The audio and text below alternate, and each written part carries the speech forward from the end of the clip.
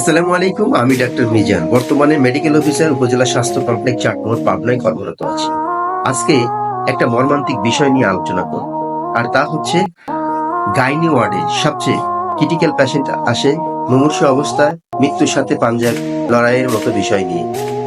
কি তারা কিট খেয়ে অসুস্থ হয়ে হাসপাতালে আসে, এমনকি শকে পর্যন্ত তারা চলে যায়। এসব রোগে কিন্তু কোনো ডাক্তারের প্রেসক্রিপশনে ওষুধ গ্রহণ করে না।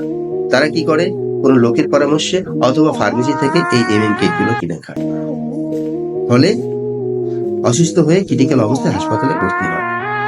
আপনারা জানেন, গত কয়েক মাস আগে ঢাকা মেডিকেলে মিম নামের একটা মেয়ে এই অবস্থার সম্মুখীন হয়েছে। তার বয়স ছিল 20 বছর, অনার্সে পড়ুয়া একটা মেয়ে। তার 5 বছরের বাচ্চা আছে। সে 8 মাসের প্রেগনেন্ট ছিল। তার বান্ধবীর পরামর্শে কিট খেয়ে ক্রিটিক্যাল অবস্থায় হাসপাতালে ভর্তি ছিল,